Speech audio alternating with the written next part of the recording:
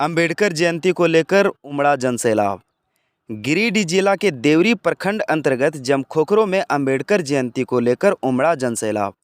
अंबेडकर युवा क्लब जमखोखरो के सभी कार्यकर्ताओं ने बढ़ चढ़कर हिस्सा लेकर बाबा साहब की जयंती को सफल बनाया। मंच संचालन विश्वेश्वर रविदास ने की और वहीं कार्यक्रम की अध्यक्षता सेवानिवृत्त शिक्षक नारायण दास व बालचंद रविदास ने किया। क्लब के सभी सदस्यों ने सेवानिवृत्त शिक्षकों को शॉल देकर सम्मानित किया और सभी वक्ताओं को बुक्के देकर क्लब के सदस्यों ने सम्मानित किया। इस बीच कई सारे सामाजिक कार्यकर्ता और नेतागण उपस्थित थे, जिसमें मुख्य रूप से कांग्रेस नेत्री मंजू कुमारी, माले नेता अशोक पासवान, आजसू नेता सत्यनारायण दास, देवरी प्रखंड पश्चिमी भाग संख्या 5 के जिला परिषद प्रतिनिधि एडवोकेट दिनेश राणा, वजीर महतो, जमखोखरो पंचायत के मुखिया भानु उर्फ जितेंद्र शर्मा, दशरथ शर्मा, दिलीप कुमार, संत कुमार यादव, मुकेश कुमार यादव सहित कई वक्ताओं ने बाबा साहब की तस्वीर पर पुष्पांजलि अर्पित कर बारी बारी से अपनी बातों को रखा। डूबी हुई है, हमको लगता है कि वो भी अभी तक समझ नहीं पाई है। महिला, मैं आपसे कहना चाहता हूँ माता लोग, आज आप जो यहाँ बैठी हुई है किसी और की ताकत नहीं है, ये बाबा साहब डॉक्टर भीमराव अम्बेडकर की ताकत है।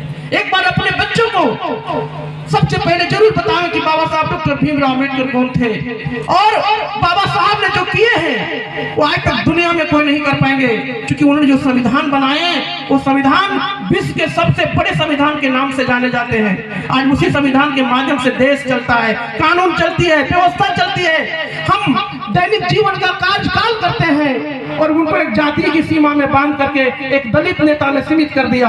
ये बहुत बड़ी दुर्भाग्य की बात है। मैं खास करके माता लोग से मैं कहना चाहता हूँ कि आप अगर एक रोटी कहीं अगर खाने में कम हो जाए तो ये मंजूर कर लेना, कंप्रोमाइज कर लेना, मगर अपने बच्चों को शिक्षा देने में कभी कभी नहीं करना, क्योंकि आपके बच्चे जब पढ़ेंगे तो सही रास्ता, सही मार्ग दिखाने के लिए वही बच्चा आपका आगे बढ़ेगा एक दिन। दूसरी बात मैं कहना चाहूंगा कि हमारे समाज में ऐसा भी प्रचलन है, बेटे को लोग ज्यादा समझते हैं और बेटियां को कम समझते हैं।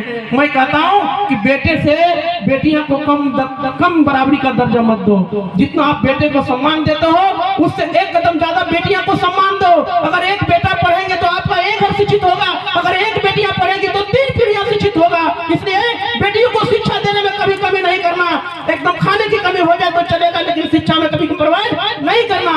और मैं वैसे लोगों से मैं कहूंगा, हमारे कुछ ऐसे भी समाज के लोग हैं जिन्होंने बेफिजुल में अपने खर्चा करते हैं। शराब लेना अर्थात पान कर लेना मतलब मुंह में ले लेना, उसके गोबर को थोड़ा सा चीख लेना, चाट लेना, तो उसका जो अस्पृश्य जो हुआ, जो छुआया वो कट जाएगा। ऐसी व्यवस्था थी। मतलब एक मानव से दूसरे मानव का यदि कुछ आपसी कुछ छुआ हो जाए, कपड़ा जिस तरह साज होते हैं ना, एक बस में बैठते हैं, फलाना जगह जाते हैं तो अभी यहाँ बैठे हैं तो एक दूसरे से टच हो जाता है, तो वो इतनी बड़ी कुव्यवस्था थी। और उस व्यवस्था में बाबा साहब भीमराव अम्बेडकर का जन्म 1891 ईस्वी में हुआ। और जब 5, 6 बरस 7 बरस के उठे, इनकी इच्छा जगी कि मैं भी विद्यालय जाऊं। हमारे घर होते हुए बहुत से लोग, बहुत से बच्चे जाते हैं स्कूल, मैं भी विद्यालय जाऊं, तो उन्होंने अपनी इच्छा जाहिर की। दोस्तों, हम थोड़ा सा इधर भटक गए, माता का नाम और क्या है सो बता नहीं रहे हैं, समय लग जाएगा ज्यादा, लेकिन इनके बारे में, इनके जज्बा के बारे में, बाबा साहब के आकांक्षा, इच्छा के बारे में थोड़ा बता देना चाहता हूं। अपने पिताजी से, रामजी राव साहब से कहे कि पिताजी, जो गांव से गुजरते हैं बच्चे, हमारे घर होते हुए गुजरते हैं बच्चे, कहाँ जा रहे हैं? जो बोले विद्यालय जा रहे हैं, पढ़ने के लिए जा रहे हैं। क्योंकि उनके पिताजी कुछ छुपा रहे थे कि हमारा बेटा भी पढ़ना चाहेगा शायद, लेकिन व्यवस्था यहाँ नहीं है, पढ़ने का अधिकार नहीं है, अछूतों को पढ़ने का अधिकार नहीं है, इसलिए क्या कहेगा हमारा बेटा। अम्बेडकर साहब ने वही इच्छा जाहिर की जो संदेह उनके पिताजी के दिमाग में था कि यही कहेगा। उन्होंने कहा, पापा मैं भी पढ़ूंगा, मैं भी पढ़ना चाहता हूँ। अब लगा उनके पिता को कि भाई, जब बच्चा अपनी इच्छा जाहिर कर रहा है तो मैं चलूं, थोड़ा प्रयास करूं। विद्यालय गए, विद्यालय में मास्टर साहब से उन्होंने जो है संघर्षों के जरिए और बाबा साहब के संविधान के जरिए ऐसी घिसी-पिटी व्यवस्था को जो खारिज करते हुए एक देश का जो परिकल्पना रखा, एक देश का जो संविधान रखा जहां और मर्द तमाम लोगों को समान अधिकार हो, जहां देश के तमाम नागरिकों को एक समान जो अधिकार हो, सभी को जो जिन्हें रहने खाने और विकास करने का समान अधिकार हो, एक समता मूलक समाज निर्माण का जो है उन्होंने संविधान दिया, उन्होंने जो है एक विचार दिया।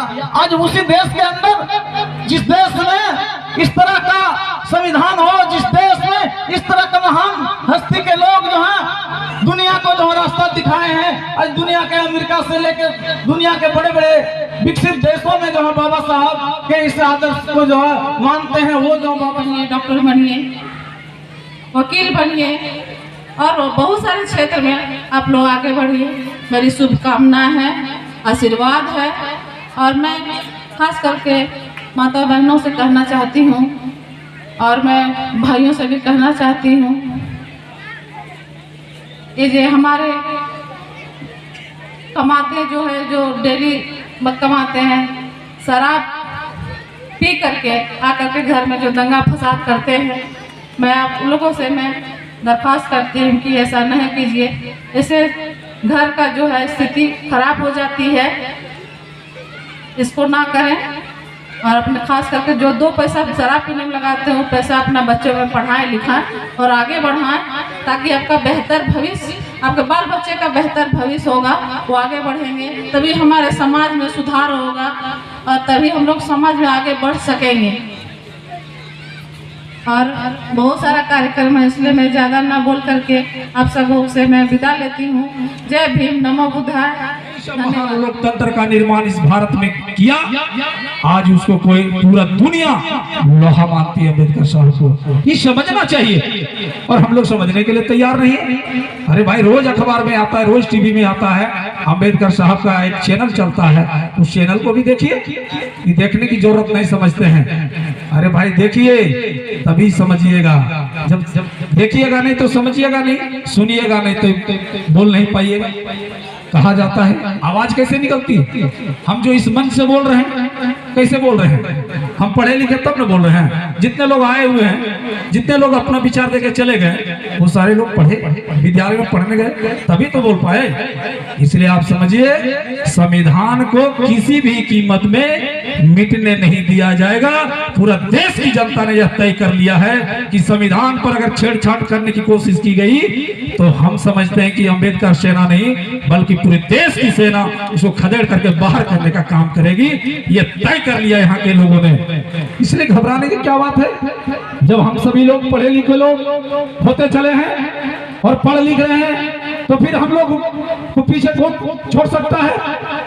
इसलिए आप लोग सभी लोग एक चिंतन करके जाइए, एक मंथन करिए, कम से कम रात में सोचिए कि हमें क्या करना चाहिए। लोग कहते हैं शराब नहीं पीना चाहिए, बेवजह गप नहीं करना चाहिए, जुआ अड्डा नहीं बनाना चाहिए, जहां तहां बेवजह लोगों से बात नहीं करना चाहिए। बात वही करना चाहिए जो 10 आदमी को अच्छा लगे। बात वहां करना चाहिए जो 10 माता बहनों को कुछ उसके लिए काम आए। अम्बेडकर साहब ने क्या किया? सारे क्षेत्रों में उन्होंने क्रांति लाई। महिला के क्षेत्र में हो, वोमेन ऑफ राइट लाए। वोमेन ऑफ राइट का क्या मतलब है? महिलाओं का अधिकार लाए। और ये अधिकार का जो आंदोलन है ज्योतिबा बाई फूले के द्वारा पूरे देश में एक क्रांति के रूप में हम लोग के सामने आया, आज जिसका हम लोग आज नमन कर रहे हैं, उन महान आत्मा को नमन कर रहे हैं जिन्होंने इस जगह पर बैठने के लिए, सुनने के लिए, समझने के लिए मजबूर कर दिया। और आप उत्साहित होकर इस चक्रा के पास आकर बैठ करके सुन रहे हैं। किसने दिया? ये सारी बातों को समझना होगा। केवल सुन करके भाषण चले जाइएगा तो क्या मिला? इधर से सुने इधर से निकाल दिए, नहीं, मंथन करना होगा, चिंतन करना होगा। 24 घंटा में कम से कम एक बार अपना परिवार, बच्चों, समाज के लिए भी कम से कम सोचिए, ताकि हमारा समाज आगे कैसे बढ़े, हमारा समाज का नाम रोशन कैसे हो, हमारा देश आगे कैसे बढ़े, इसकी चिंता हम लोगों को करनी चाहिए। क्योंकि समाज में बहुत सारे लोग हैं जो समाज को बढ़ने देना नहीं चाहते हैं। समाज में बीच में आकर असामाजिक तत्वों के लोग हम लोग को दिग्भ्रमित करते हैं। वैसे लोगों से बचना है, वैसे लोगों से आपको परहेज करना है, तभी हम आगे बढ़ सकते हैं। इसलिए मैं पुनः आप लोगों से कहना चाहता हूं कि आप आगे बढ़िए, शिक्षा के क्षेत्र में क्रांति लाइए और अपने बच्चों को स्कूल भेजिए। हम बोल नहीं रहे, बच्चा को जब पढ़ने के लिए भेजिएगा ना, तभी बच्चा आपका डॉक्टर, इंजीनियर, वकील, डॉक्टर और नेता बनेगा। ऐसे बोल देने से नेता नहीं बनेगा, ऐसे बोल देने से डॉक्टर, इंजीनियर नहीं बनेगा। आपके लिए भी अधिकार है, संविधान में वो व्यवस्था है, लड़कियों के लिए निःशुल्क शिक्षा का व्यवस्था ग्रेजुएशन तक है। उस बच्ची को पढ़ाइए, आपका सरकार भी वो खर्चा वहन कर रही है। इसलिए मैं कहना चाहता हूं कि आप अपने बच्चियों को कम से कम आगे बढ़ाइए, वो सारे कुल को सुधार देगी, तभी हमारा समाज आगे बढ़ेगा। चाहे जिस क्षेत्र का हो, उस क्षेत्र को आगे बढ़ाने का काम हमारी खास करके माताएं, बहनें, नौजवान साथियों, जितने भी लोग हैं, खासकर मीडिया बंधु भी यहाँ बैठे हुए हैं, वो भी अपने स्तर से इस समाज की जो अंबेडकर जी का जो विचारधारा है जन जन तक पहुंचाने का काम करेंगे। इन्हीं चंद शब्दों के साथ मैं आपका समय न लेते साहब का 132वां जन्म उत्सव मना रहे हैं। सबसे पहले डॉक्टर भीमराव युवा क्लब जमखोखरो, आप सबों को मेरे तरफ से बहुत बहुत बधाई, हार्दिक शुभकामनाएं। और मैं कहना चाहूंगा, ऐसे मौके पर आज जिसके लिए हम लोग इस मंच पर एकत्रित हुए हैं, डॉक्टर भीमराव अंबेडकर साहब के बारे में बहुत सारे वक्ता लोग आए, बहुत सारे वक्ताओं ने बारी बारी से अपनी बातों को रखा। मैं सिर्फ एक बात बताना चाहता हूं, डॉक्टर भीमराव अंबेडकर साहब संविधान निर्माता हैं। 389 सदस्यों में से एक सदस्य थे और संविधान सभा के अध्यक्ष थे, लेकिन उन्हें कितनी परेशानियों से गुजरना पड़ा, शायद ये कुछ ही लोगों को मालूम होगा। और हम लोग अभी भी जानते हैं, भले हम लोग आज भारत में 132वां जन्म उत्सव मना रहे हैं, लेकिन इसके साथ साथ पूरे विश्व में इनका डंका बज रहा है। ये 389 सदस्यों में से एक ऐसे सदस्य थे जिन्होंने इंग्लैंड के साथ साथ अमेरिका के कोलंबिया यूनिवर्सिटी से भी डिग्री हासिल किए थे। और कोलंबिया यूनिवर्सिटी में अभी भी जब प्रवेश करते हैं तो सबसे पहले इनका फर्स्ट गेट पर स्टैचू लगा हुआ है और वहां पर लिखा हुआ है, निश्चित रूप से ज्ञान का प्रतीक। और उस ज्ञान का प्रतीक लिखा गया है जिनके लिए इन्होंने संघर्ष किए, डॉक्टर भीमराव अंबेडकर, जिनको भारत में कितनी कठिनाइयों का सामना करना पड़ा, कितनी परेशानियों का सामना करना पड़ा।